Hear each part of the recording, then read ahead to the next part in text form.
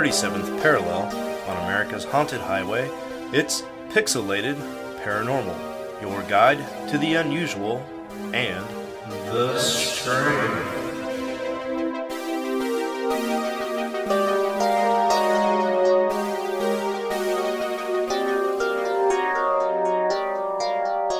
Really? I'm good to go. Okay. Fair enough. What's up, everybody? Welcome back to Pixelated Paranormal. This is episode 317. I, of course, am Sean. And let me just drop a quick unpopular opinion, apparently. I think that Ghostbusters Frozen Empire was fucking awesome. I know a lot of people are crying about how it's not my Ghostbusters. It's pretty fucking great. And with that being said, with me as always is Preston. Preston, buddy, how are you? What's up, all you cool ghosts and goblins, you crocodines and crocodingos and skeletors and skelettes and witchers and witches and whatever the fuck else you want to be. Fuck you, Rob, that can't stand 5 minutes of our intro. You know who you are. I went to the doctor, and I have sleep apnea, maybe. I gotta have a at-home sleep test. But I peed in a cup, got some blood work done, and my ticker is good, and I have no other problems. I just might die in my sleep. So, you know. Oh, don't do that, dude. It's fine. Finding a quality co-host is harder than shit, and after, doing this for 9 years almost, I don't want to look for another one. So if you don't mind, just for me at least, don't die. Yeah. Yeah. Well, that's good stuff. Hot off the little intro there, I definitely want to say, if anybody's a fan of Ghostbusters, you got to go see that movie.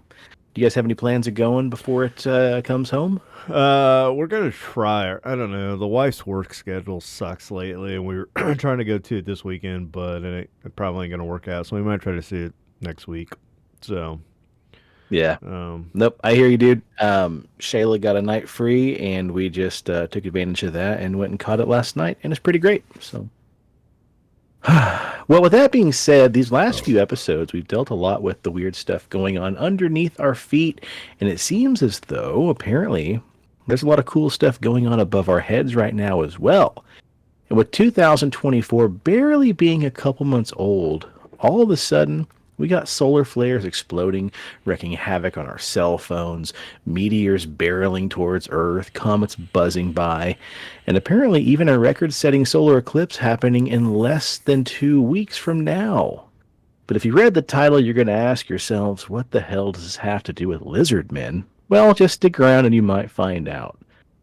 But to kick things off, Preston, did you notice anything weird going on, especially with your technology back on Monday, the 25th? Yeah, my cell phone didn't work. My Xbox would not connect. It said I had Wi-Fi, didn't have Wi-Fi. My internet went out. My phone was sluggish and slow. Everything else was good. So... yeah, me too, dude. Cell phone on the fritz. Half my social medias wouldn't connect. My internet was all funky. Well, that's because apparently our planet was slammed with what government officials dub a severe geometric storm, the second highest level of the NOAA's rating system in recent history. And the event brought on a major disturbance in Earth's magnetic field that may have impacted the infrastructure as a whole and made the northern lights even visible for as far away as Alabama. The National Oceanic and Atmospheric Administration's Space Weather Prediction Center issued a geomagnetic storm watch back on Saturday, March 23rd of this year, saying a large cloud of plasma and magnetic field bursts from the sun's corona was detected and expected to hit the planet late that same day, with impacts being felt well into Monday, aka a coronal mass ejection.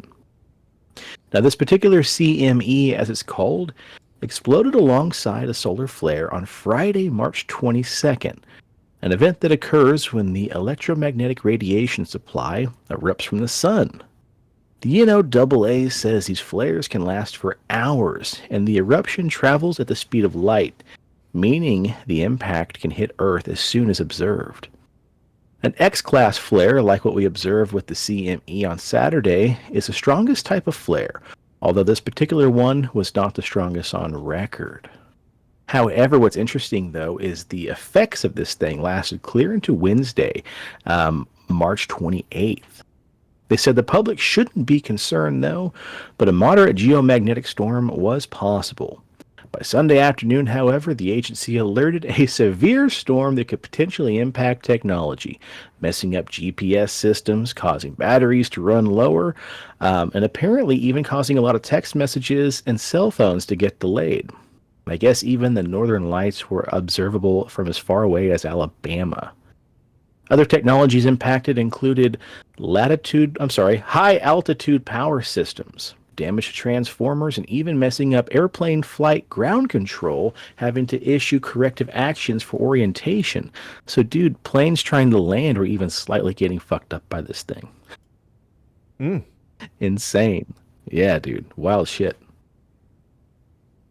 Well, with the danger of a major solar storm now at its highest in over a decade, as the sun reaches the peak of its activity cycle, the odds of such a storm hitting Earth have risen, along with the associated risks involving blackouts, disabled satellites, and damage to cell phones and GPS navigation systems. But oddly enough, the little bit of, inconvenience we suffered back on Monday wasn't nearly the first time we've experienced something wild like earth-shaking solar storms.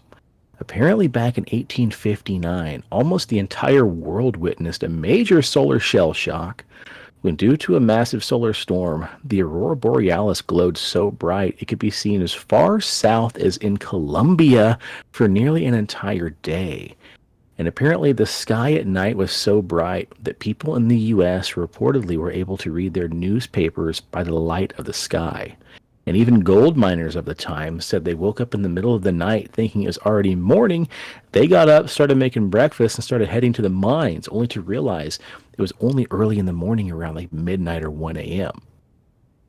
Now, the U.S. military experienced its own brand of problems back on August 4th in 1972 when another geostorm had hit, causing dozens of floating mines to spontaneously explode just off the waters of Han La, Vietnam. These mines, according to researchers, were likely triggered by the effects of a power solar storm, which triggered the mine's magnetic sensors and led to unexpected explosions. The weapons had been planted there as a part of Operation Pocket Money, a U.S. plan to block northern Vietnam from maritime trade during the Vietnam War. And the mines were originally supposed to be detonated at the presence of enemy ships.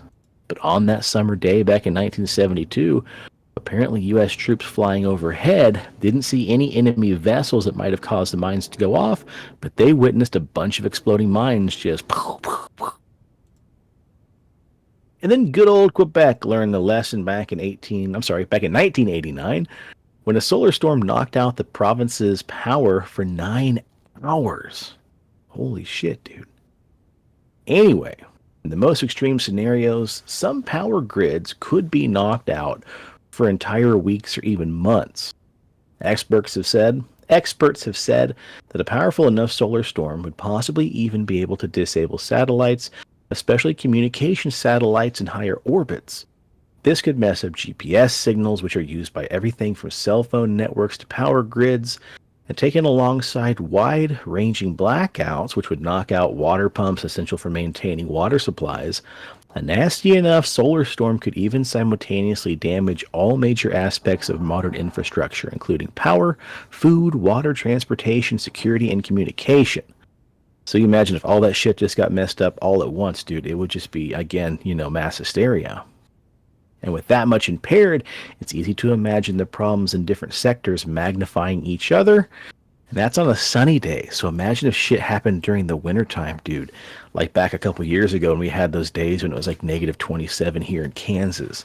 We already saw what happened in Texas, right? Like the entire fucking grid went down. We had, multiple car pileups. People lost their power. People were dying because they were trying to heat their homes with their cars and their garages running, which kind of is a no-no. And all jokes aside, rest in peace. But man, that's on like a bad weekend. Imagine what happens like if this thing were to go on for more than a week.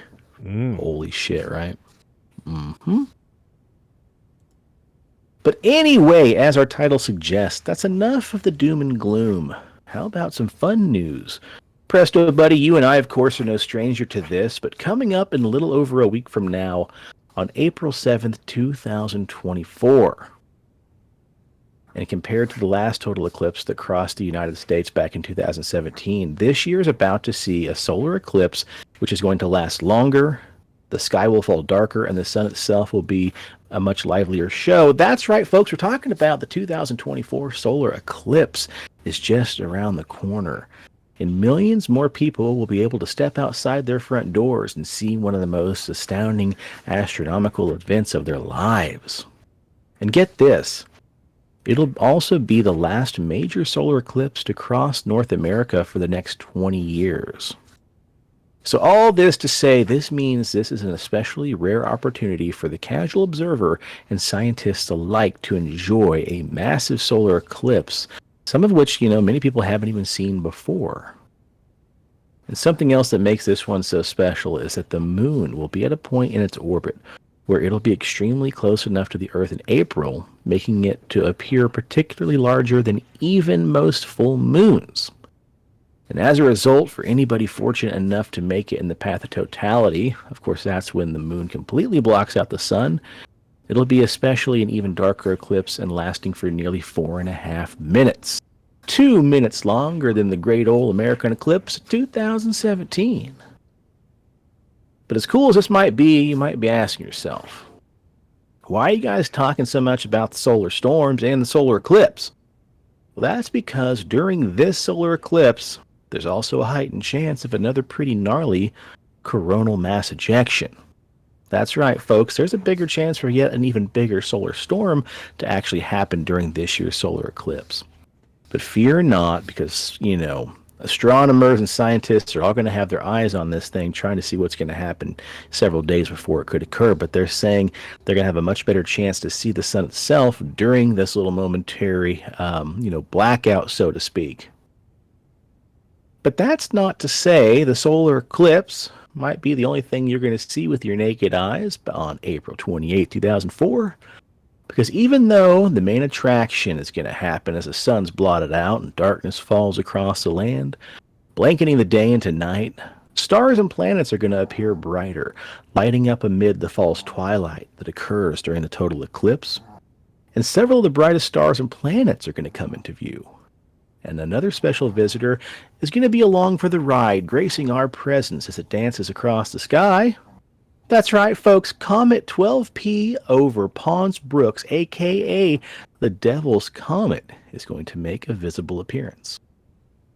An astronomer, an astrophotographer, and amateur space lover, longtime comet lover named Dave Wexelman from Nevada City, California, recently discovered that the comet in question, also known as Pons Brooks, would be near the eclipsed sun during the totality of the 2024 solar eclipse because it would be reaching its own perihelion within 2 weeks of the eclipse, meaning this special comet would be visible to the naked eye during our solar eclipse event happening on April 8th. If you want to see the Devil's Comet, here's a little more info. During the eclipse's full totality, 6 planets will be in the sky, 2 specific planets being the very brightest. Venus is going to be about 15 degrees southwest of the sun, being the absolute brightest. And opposite of that, about 30 degrees northeast of the sun, will be the second brightest, Jupiter.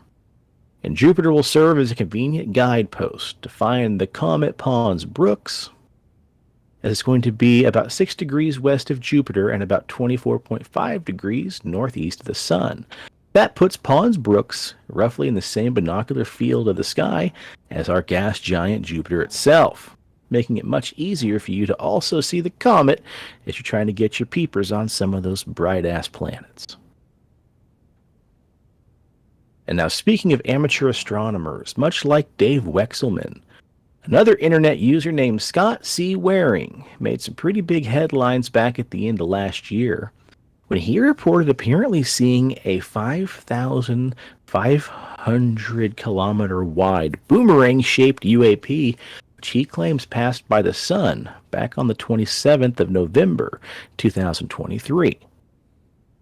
They said they were looking at objects near the sun on the HelioViewer, which is a NASA program that's designed for the public and educators alike to share. He said, I found in a single frame of the video, there was a huge craft measuring 5,500 kilometers across from wingtip to wingtip. That's right, you heard me. It's a long and boomerang-shaped UAP. As it passed by the sun unfazed by the sun's powerful gravity, it showed no signs of bending. Also, even stranger is that the UAP almost seemed to be pulling at the sun's material, pulling it towards itself, creating some sort of stream behind it, much like a ship traveling through the ocean, leaving behind lines in its wake from plankton. A similar shaped UFO was seen by thousands of residents in Phoenix, Arizona, back in March on the 13th, back in 1997, also being a huge boomerang-shaped UFO, which blocked out the stars in the sky for miles. It's hard to believe this craft was caught by only one single frame, which means whatever it was must have been traveling faster than anything we have on the Earth. But speaking of other big things flying by the Earth, this comes from Times Magazine. Now, presto, chances are you haven't made any plans with Jeffrey for Valentine's Day in 2046 yet. But just in case you're thinking about it, you might want to make sure you stay indoors. That's at least the take-home message from NASA's Planetary Defense Coordinating Office, which earlier this year sounded off an alarm on Twitter, saying just in case, in under 23 years from now, a newly discovered asteroid named 2023 DW, measuring 5 meters across, that's 160 feet wide or about the size of an Olympic swimming pool, will make a close swing by Earth with a 1 in 560 chance of colliding with our planet.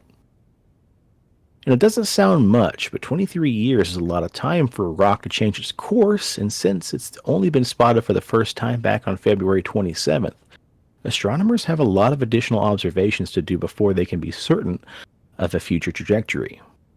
So what's the rub here, presto, you might be asking, buddy? Well, for starters, the size of this meteor, 2023 DW, is something we all should consider. It's not really that big, but it's not much smaller either. It's nowhere near the 12-kilometer, that's 7.5-mile wide asteroid that hit, and that was more than the length of Manhattan that wiped out the dinosaurs 65 million years ago. That's the good news. The bad news is that a swimming pool-sized piece of space rubble can still do a lot of damage. On February 15, 2013, Jesus, hold on, let me get a drink here. I'm getting dry mouth. The bad news is a swimming pool-sized piece of rubble can still do a lot of damage.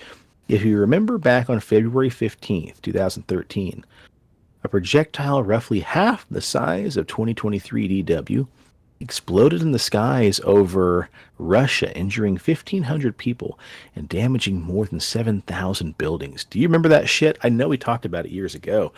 There's a lot of dashboard cams at that, just that bright flash and kind of the big, like... That's not ringing a bell. It's okay, buddy. It's been like 10 years ago. Yeah. NASA calculates the risk of a near-Earth object poses of colliding with the Earth on something known as the Torino scale, a 7 to 10 ranking of the likelihood of impact, with 0 representing no danger at all, or a risk so low as to be effectively 0. A 5 indicates that a close encounter possesses a serious but still uncertain risk of regional devastation, and a 10 is basically what happened to the dinosaurs. So right now, 2023 DW ranks right around a 1. That's not so bad. That's almost 0. For now, this thing is going to pass by Earth no closer than about 7.5 million kilometers. That's about 4.65 million miles away, according to NASA's Eyes on Asteroids website. So have no fear, that's like 18 times farther than the moon is from the Earth. But what's more, on February 14th, 2046, this isn't going to be the only time that 2023 D-Dub swings by Earth. The asteroid is also said to make 9 more potentially close passes from February 15th, 2047 to February 14th, 2054. But as of right now, NASA says this is no cause for alarm. Now, to finish things off from what I brought to the table, Preston, what's our show without a little paranormal activity, huh? Well, looking up stuff about the solar eclipse. I know, right? Yeah, it's not all about, Earth, space, nerdy stuff. While looking up stuff about the solar eclipse, I found an old news story published back on August 11th, 2017. Right before, coincidentally, the last big solar eclipse. I thought I'd share this story, possibly for the second time, because it did ring a bell for me here. Anyhoozle. The South Carolina Emergency Management Division, SCEMD, is now warning citizens in several of its counties to be vigilant of paranormal activity associated with the upcoming total eclipse. Considering that the eclipse is a space event, you might think the warning is simply an amusing alert to keep an eye out for UFOs. But that's really not the case.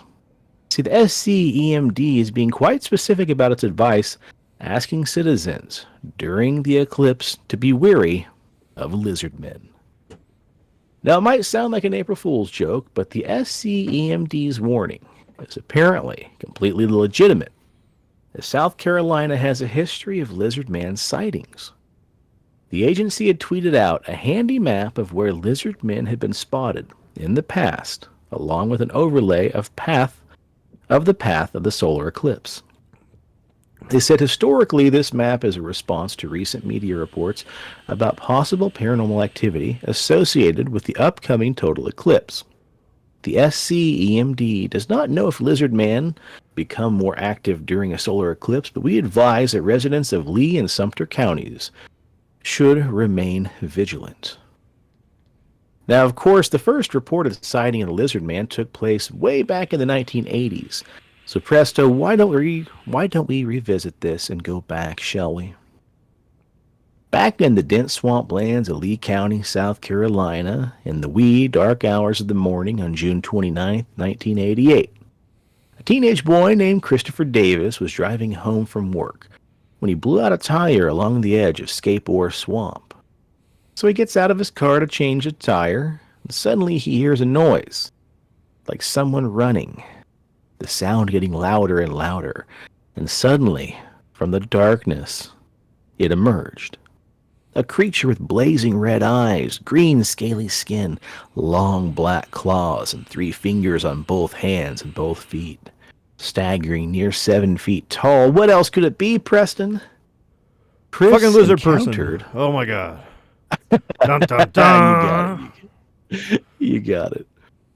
So the boy jumped back into his car for safety, but the lizard man attacked, ripping the mirror off the side and gouging at the roof of the vehicle. You think insurance Just covers 2 weeks. that? If fucking lizard person rips off your side view mirror, can you turn that into Geico? And they're like, I got you, dog.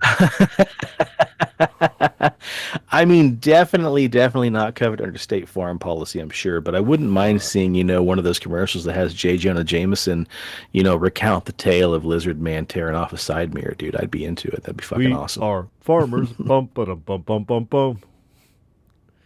We know a thing or two. And a little baby Godzilla just jumps out. Yeah, we've seen a thing or two.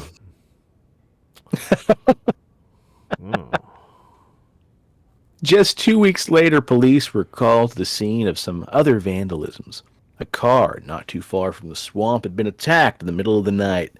Fenders being ripped off, the antenna bent, and deep scratches along the body of the vehicle. And even chrome trim had been seemingly chewed or ripped off. And police had to wonder, could this be the scaly monster possibly attacking again?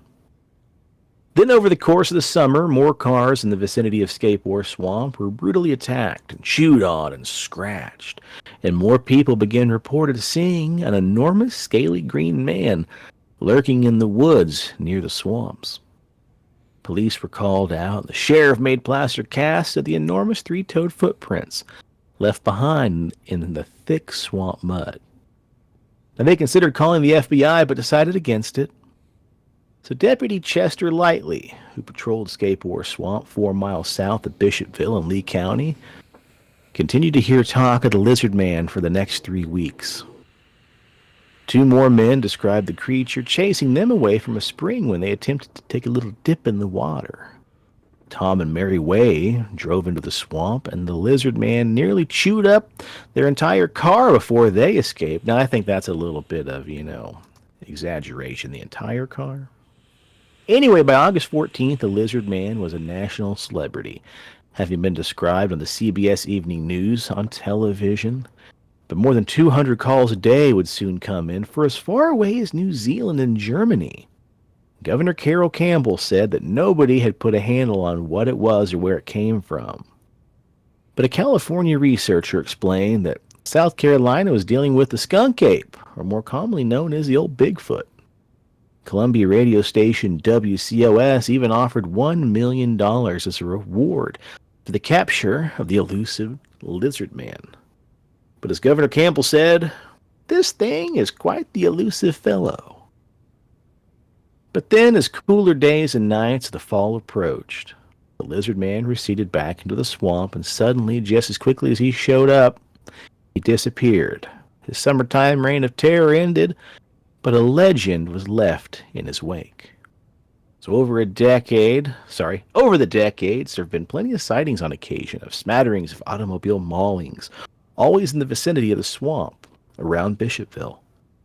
But nothing like the summer of 1988, when the lizard man made his very impressive appearance with his appetite for vehicles known to all.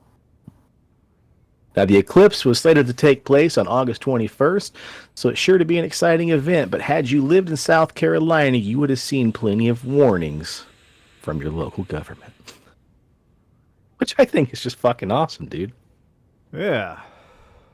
At least anyway, at least South Carolina's got it going on better than fucking Lexington, Kentucky. So, Jesus.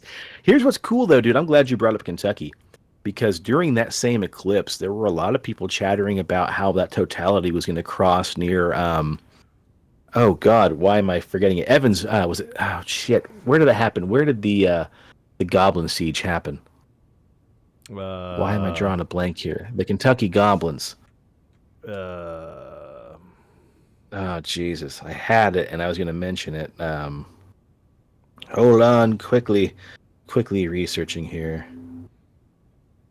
Kelly Hopkinsville, because Rob was talking about how like it'd be really cool to go check that out. I want to say they even have like a little celebration of the Hopkinsville Goblins over there. So anyway, the final story we were going to share tonight had to do with China and their lunar probe, somewhat seemingly discovering like an alien building on the side of the moon and supposedly capturing footage of an alien dropping some strange device and backing away once they've been discovered. Now, sure enough, most of that story is probably poppycock, but when I tried to do any more research than what we had grabbed off the internet initially off of Facebook, I couldn't find a damn thing about it.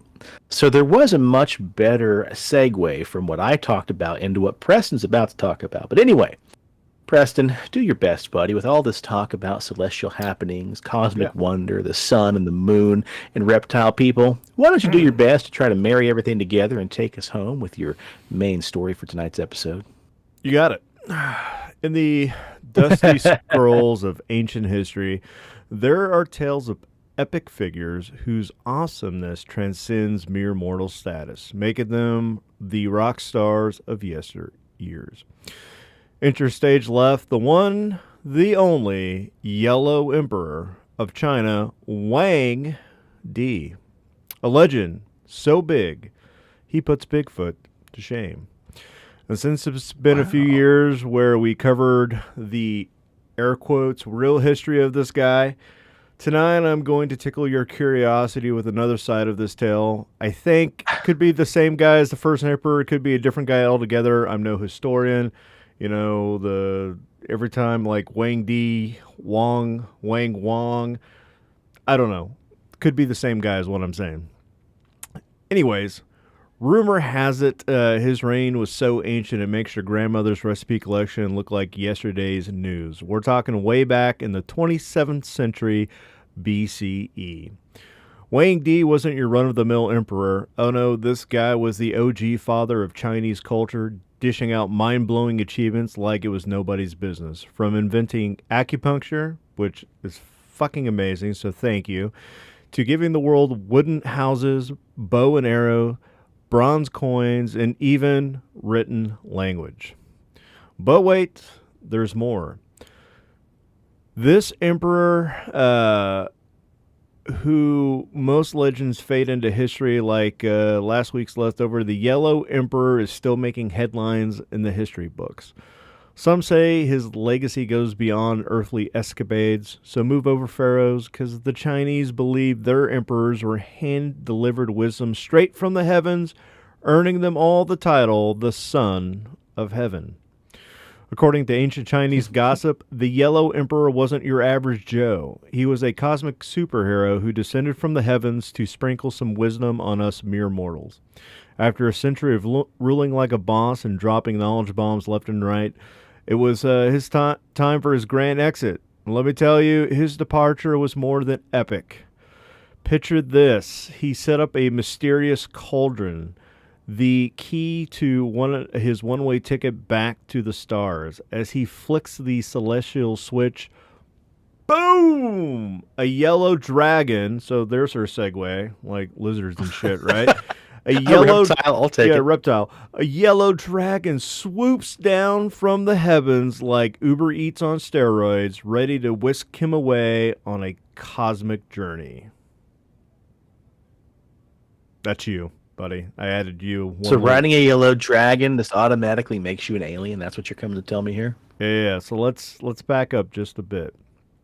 Back in the day, ancient Chinese history was like a mix of Legend of the Hidden Temple and, ancient aliens, with a sprinkle of cosmic drama and a dash of mystical beings. Enter the stage the Son of Heaven. These celestial big shots from ancient China were all about swooping in to save the day in the Huanghe River Valley, where things were wilder than a rodeo on roller skates. Before these guys made their grand entrance, the skies put on a show like it was the 4th of July or maybe New Year's, or even when your favorite team wins the Super Bowl. We're talking celestial light shows starring the great star Chi and the Dipper constellations. So what I'm trying to say is shit was exploding, there were booms, and it was bright as fuck.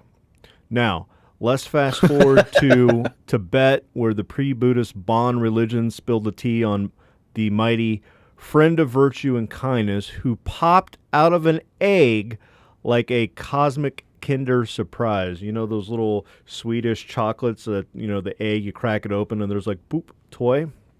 Yeah, that's what I'm talking about here. The egg-sighting tale involved magical forces, divine armor, and a human being with more magic tricks up their sleeves than a Vegas magician. Legend has it that Wang Di whipped up 12 gigantic mirrors of unknown origin and decided to play Follow the Moon with them. And let's not forget the Emperor's rendezvous with the West Empress at the mountains of Wangwu, where the real magic, bow chicka bow wow, happened with those 12 lunar mirrors. So the ancient scribes left us scratching our heads with cryptic clues like what the fuck is following the moon and what the fuck are mirrors? Is Wang Di the original moon landing conspiracy theorist? And just what did these mirrors do? Well, the wondrous people of Mirror Lake tell the tale where Wang Di cast his mirrors. There remains a stone that was polished by them, so it turned them into glass.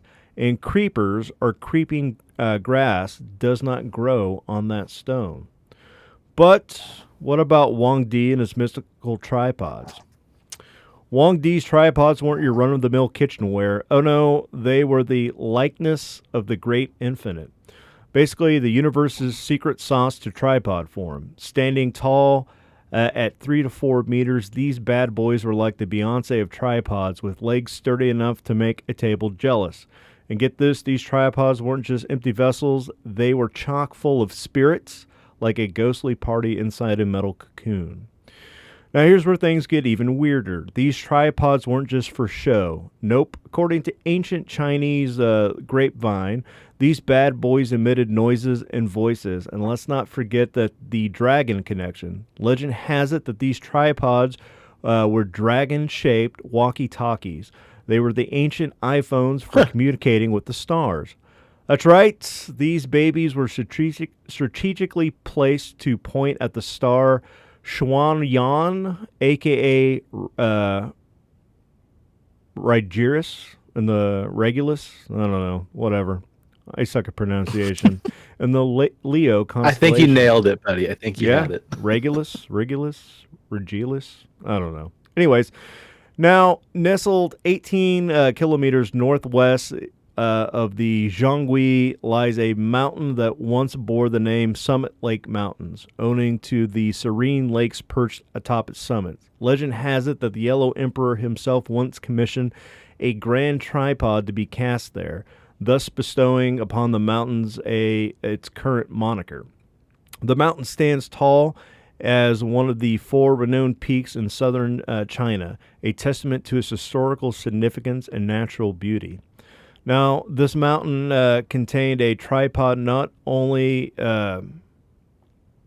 this mountain now contained a tripod that not only knew the favorable and unfavorable signs of the universe, but could also navigate the realms of existence and disappearance. Sean, still not impressed? These bad boys could strut their stuff and go from light as a feather to heavy as a rock and even play around with gravity. Yeah. While Hong Di and his crew were busy making waves in northern China, the southern region was a hotbed of mystery and intrigue. Enter Chi Yu and his enigmatic brothers, entities that were shrouded in mystery. They were living beings, autonomous mechanisms, or puppets controlled by unseen hands. Ancient texts refer to them as Chi Yu and his brothers as a band of mysterious fighters who left a lasting impression on the landscape. With 4 eyes, 6 arms, if you want to get technical, and a head made of copper with tridents for ears, Chi Yu was the stuff of legend. According to local lore, Chi Yu's metallic head was separated from his body, buried with a great ceremony, and continued to emit heat for years, creating a reddish steam-like cloud that the locals revered as a sacred relic. But here's the kicker. Chi Yu wasn't your average Joe. This creature had a taste for stones and sand, feeding off these earthly delights to fuel its movements. So, was Chi Yu a living being, a complex autonomous mechanism, a robot straight out of a sci-fi flick? The enigmatic scholar Kapara leans toward the latter, suggesting that these beings were intricate creations controlled by intelligent life forms, blurring the lines between myth and reality in the ancient Chinese landscape. So, this wild tale leaves us with more questions than answers. Was this a logical explanation for a cosmic roller coaster, or are we dealing with ancient UFO sightings? Some researchers are diving headfirst into the realm of speculation, connecting the dots between the Yellow Emperor's skyward journey with his yellow dragon to close encounters of the third kind. Who knew ancient history could be so out of this world? It sounds kind of like Power Rangers in a way, dude, or like Legends of the Hidden Temple, like an Olmec kind of thing. Yeah, I know, man. Yeah, I dig it. We really got to do some more diving into some Chinese folklore just beyond the yokai, even though I feel like we're overdue for another yokai episode. The yokai are Japanese, buddy. Shit. Thank you for correcting me. China's the other way. Mm-hmm. It's also hard to take you serious when your hand's waving over a 13-inch skull dildo, but thank you for keeping me honest. Yeah. And keeping me correct. Oh, shit. Good stuff.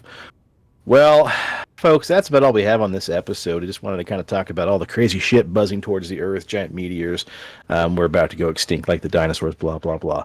But in all seriousness, we do have to kind of give everyone a fair warning. If you're going to jump out and check out the solar eclipse on April 8th, and we hope you do, please make sure you do so safely and smartly. Wear some solar eclipse glasses. There's plenty of places that sell them. It's incredibly, incredibly dangerous and honestly stupid if you try to watch this thing for its entirety by just staring at the sun burning at your retinas. So definitely, if you're going to check this bad boy out, do so with a little bit of care and caution, if you will. With that being said, if you're on social medias, give us a follow. We are at PXL Paranormal over on Instagram. We are the Pixelated Paranormal Podcast over on Facebook. Although Facebook has been kind of dirty to us recently, they're not letting us stream for whatever reason. Let's get this shit. Some fucking Ukrainian Russian mobster flagged one of our videos. No, it's not. Really? It's not. We thought it was Russian mobsters. No, it's literally like the Universal Music Association or music company or some shit. It's Universal Music who's trying to crack down and say that all these fucking videos on like TikTok, Instagram, Facebook, they're all claiming that we are all using like copyrighted music. And a lot of places they are doing it. A lot of places are obviously using lip syncing to songs that are on the radio and everything else they don't have the rights to. But literally, they're only attacking the episodes that we stream live where we're playing D&D. In that case, the only audio we're using is literally an intro and an outro with the music that I wrote, performed, blah, blah, blah on my computer. Like, it's all fucking original. And for whatever reason, they're leaving that alone. But they're saying we're using some fucking 16th century chamber music and other weird fucking bullshit. Russian ballerina music, Russian ballet shit. It's just really bonkers and batshit crazy. So I did dispute one video, and they actually relinquished their rights they held on the video after claiming that they owned it. So who knows? Maybe we're going to get to stream again on Facebook, but definitely give us a follow. Because while you were going over your news stories that I was not paying attention to, I was trying to get Restream to connect to Facebook. So then I deleted it, added it back on, and then notification pops up as like the UMC relinquishes their claim on your video, blah blah blah, and then I'm like, cool. So I go to click go live, and it's like, sorry, you can no longer go live on Facebook because your page does not have a Facebook Live presence. Are you fucking kidding me? There's the fuck? Yeah, there's 40 live videos, right? So what we get flagged by some bullshit 3 or 4 times, and now nothing. So you know what? If you're watching this, if you're listening to this and you want to watch this live, fuck Facebook. Forget them. I'm over it. Whatever. Right. You know what? Go over to Rumble, because those fucking crazy conspiracy theorists don't give a shit what we say. If we do, Chinese emperors and dragons, or fucking, Dungeons and Dragons nerdy shit, or sexy sex time, where Sean, is a princess with a vibrator up his twat. They don't care. They like it. YouTube, no, not at all. Yeah, YouTube apparently doesn't even pay attention. So you know what? Fuck it. Keep watching us on YouTube. Keep watching us on Rumble. We have 7 followers on Kick. So you know what? That's not growing. So basically, fuck Facebook. Follow us everywhere else. Listen to us on Apple Podcasts, because we have 22 followers on Rumble. We have 315 subscribers on YouTube. So help us grow in those other platforms. Suck it, Zuckerberg. That's all I got. You know what? If we were if we were spewing hate speech and all that other bullshit, I can see Facebook whoa, you guys can't go live anymore. But we're literally talking about Bigfoots, paranormal smuts, the Loch Ness monster, and other bullshit. So throw us a bone here, but whatever. Yeah. It's fine. Universal Music Group. Sorry, that's what it was. The UMG. Whatever. It's fucking Russia. Fuck's sake, man. That's what I'm going with. It is. That's wild. So you're telling me, like, literally that's what fucked us over on Facebook, and now we're not going to be able to live stream on Facebook anymore. Yeah, I think we had to dispute with Facebook and send a message like, "Hey, motherfuckers, we are a established page with a presence. Don't believe Russia. Let us back on." Well, the first video that they claimed we had their information, and we were not information, we had their copywritten music happened on February 18th, and we just got the dispute back on that. So, holy shit, man! Whoa, I don't know. whoa. I might try to email Whoa, them. whoa, Matthew. You can always start any conversation with, "Hey, motherfuckers." And that conversation, I can guarantee you, is going to go the way that you want it to go. That attitude has gotten me. You think so? Yes, that attitude has gotten me far in life. Like, hold the fucking phone, wow. wait a second. "Hey, motherfucker, you listen to me." You know? You just got to walk into the room in any conversation like you got the biggest balls there are. Even if you just got little cherry tomatoes, you act like you're the shit, and people back the fuck down. That's how that works. Yep. Exactly. Because in this world, hey, are you somebody listening, always has Russia? smaller You balls than you. motherfuckers! You fucked us on Jesus. Facebook, comrades. I'm not It's happy not about Russia. it. It's the Universal Music Group. From what I understand through Reddit, it literally is like Universal Media. God. Like, the people that make the movies and shit, they're just the assholes that have like an endless supply of fucking lawyers who could just sit there and comb through shit and be like, "Oh yeah, we heard your fucking, rogue troll farted and it sounded like a Gregorian chant from fucking 1547, and we happen to own the rights to that very fucking Gregorian chant. So yeah, tell your fucking half troll rogue to quit farting." And then yeah, oh well, any hoozle. That's all I got. Anyways, We want need to a beard. thank everybody. Want a beard? Do you want a beard so good that you don't even need a fucking magical cauldron or 12 magical mirrors to have sex with a Chinese princess or to fly away into outer space? Do yourself a favor. Go over to BigDobsBeardBomb.com and use promo code PXLPARA for 20% off your order. Daubers has a new scent, and I don't even remember the name of it, but it's in the mail for us, and I am going to fucking try it and report back next episode on what my face looks like, what it smells like. So, get it all. Get it at Dobbs. Bay rum, fresh, citrus, mint, classic. Sweet tobacco is currently my favorite, but I don't know. This new flavor just might push me over the edge. So, get it all. Get it at Dobbs. Might do it. Hey, speaking of getting pushed over the edge, we're up to 312 on YouTube, buddy, so we're slowly growing. Yeah.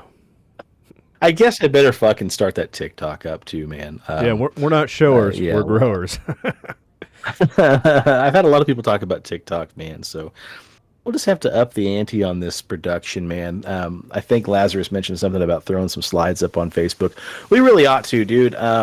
One day work won't be so heavy, and we'll have time to actually do a little more production on this shit, but might as well. Big year number 9's coming up. Let's just fucking crank this bad boy up to 11, I suppose, huh?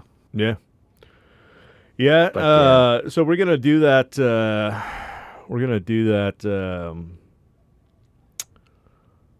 Radio drama of War of the Worlds.